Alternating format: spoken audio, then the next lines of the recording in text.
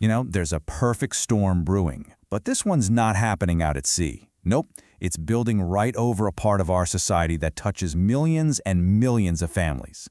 Assisted living. And what's fueling it is this incredible collision of demographics, dollars, and a really serious housing dilemma. Okay, so everything we're about to unpack today, it really all comes back to this one number. I want you to lock this in your head, 18.8 million. That figure, it's the engine driving this entire story, because that's how many people in the U.S. are projected to be over 80 years old by the year 2030. Just let that sink in for a moment. So let's start with Section 1, the coming senior wave. And look, this isn't some abstract forecast for the distant future. This is an unstoppable demographic force. It's a massive wave of our oldest citizens that the entire system is about to confront head-on. And here's the timeline. Right now, we're sitting at about 14.7 million people over the age of 80. By 2030, and that's not far away, that number explodes to nearly 19 million. That's a jump of over 4 million people in less than a decade. Just think about the sheer demand that creates and how little time there is to get ready for it. Which brings us right to our second section, the widening housing gap. And it tees up the biggest, most obvious question of all. With this huge wave of people needing more care, where are they all going to live? This is where that demographic boom crashes right into a very harsh reality. And here is that reality, laid out in 2 simple bars. Projections show we're going to need more than 500,000 new senior housing units by 2030. But look at what we're actually on track to build, less than 200,000. That's not just a shortfall, it's a chasm. A huge, gaping hole between need and reality. And what makes that supply gap even scarier is that the system we do have is already packed to the gills. I mean, in major markets like Boston, occupancy is already pushing 91%. Across the country, it's over 80%. There's no slack left in the system to absorb this incoming wave. And this right here, this is the human result. This isn't just data on a chart, it's real-life anxiety for families.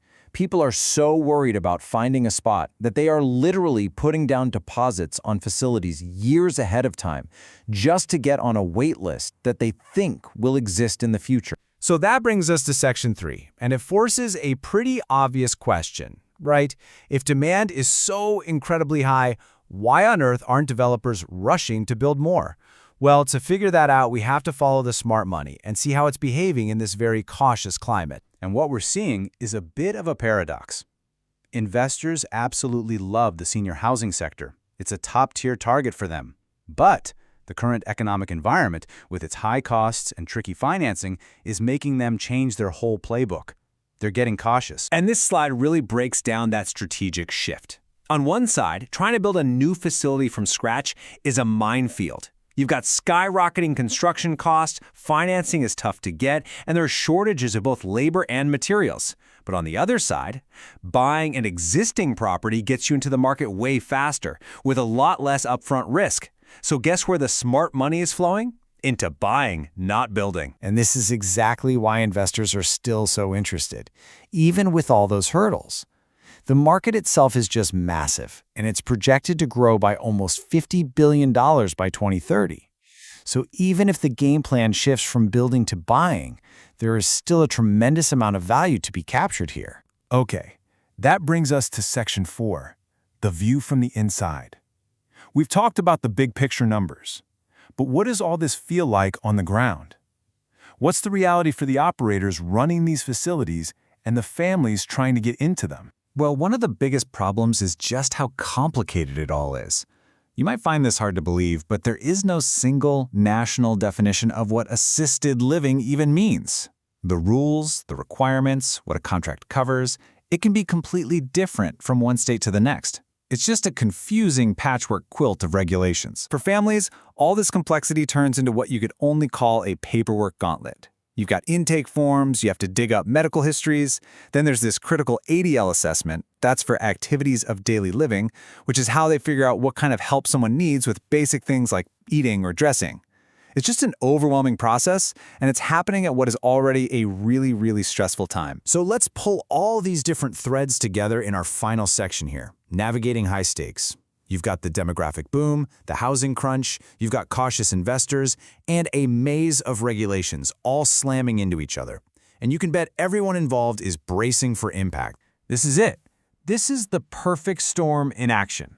Rising costs mean less new construction.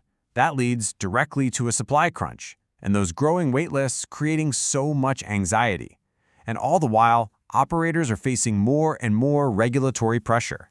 You can see how each force just feeds into the next, creating this relentless cycle. And you know, when you strip away all the financial data and the market projections, you are left with a very simple and very powerful truth.